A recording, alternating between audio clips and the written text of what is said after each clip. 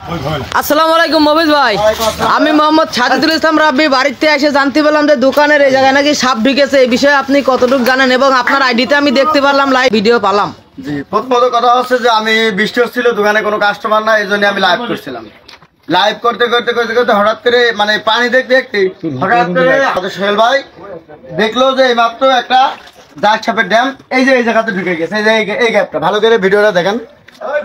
তো ঢুকার পরে আমি ইমার্জেন্সি চলে আসলাম ওই জায়গাতে, এসে নিয়ে জায়গাটা দেখলাম যে আসলে কোনো জায়গায় আছে কিনা।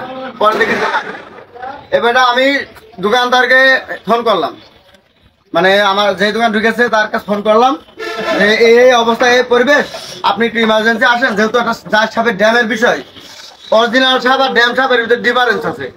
তা আসলে তার কাছে বলার পরে সে তার ছেলেকে জানিয়েছে, সে যেহেতু মুরব্বী লোক কাজ থাকে। কোন দোকানদার? এই দোকানদার আরিফ স্টোর। ও আরিফ ভাই আছেন এই জায়গায়? আরিফ ভাই, হ্যাঁ। ও আচ্ছা। তখন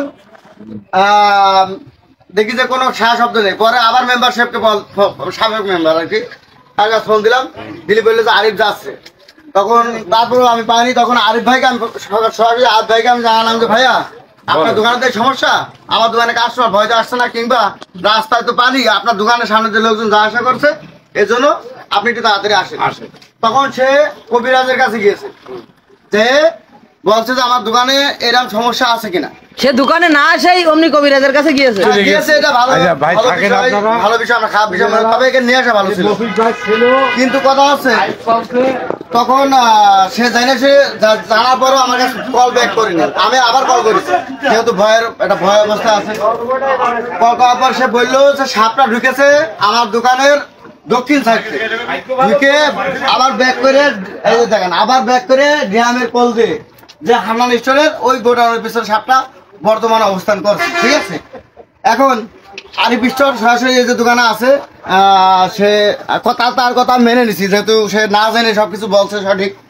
আর যাই হোক, এখন আমরা চাচ্ছি যে দুইজনা মিলে একটা কবিরা যাইলে, তারপরেও যেহেতু আপনাদেরও একটা প্রবলেম, দোকানের গোডাউনে আপনাদের ঢুকতে, এটা আবার একটা সমাধান করা লাগে, যেহেতু কবিরা হাসালাম দিয়ে যে সাপটা কোথায় আছে। ঠিক আছে, যেহেতু সাপের কাছে কোনো ছাড় নেই কারণ।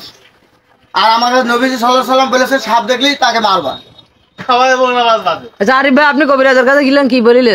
আমি যে প্রথম অবস্থা ঘর রাখাই দিয়েছি। আচ্ছা, ঘর রাখাই দেওয়ার পর সে হাত চালান দিল, দিয়ে নিয়ে সে হাত চালান 3-4 দিল, দেওয়ার পরে বলছে যে সাপ এখানে আইসে এভাগ দিয়ে আমি চলে গিয়েছে।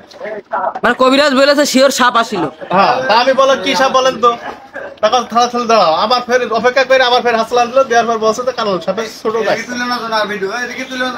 কানন সাপের ছোট বাচ্চা। ও আচ্ছা আচ্ছা, এখন শেষ সর্বশেষ শেষ আমাকে 2 ঘরের কোনাগুনি অবস্থান করছে। এই 2 ঘরের কোনাকুনি অবস্থান করছে। তাহলে যদি ওই জায়গায় অবস্থান করেই থাকে, ওই জায়গায় যে এখন মারা সম্ভব নাকি সম্ভব না, সেটা আপনি চেষ্টা করে দেখেন। আচ্ছা এক মিনিট। আজ আমি মানে শুধু আমি কিছু বলি না, শুধু একমাত্র আসলে কবিরাজকে তুমি বিশ্বাস করো? ঘর রাখি দেওয়ার পরে ও হাত চালান দিল, দেওয়ার পরে 3-4 বার কল আছে, তাহলে কবিরাজকে কল দেওয়া হচ্ছে। আচ্ছা।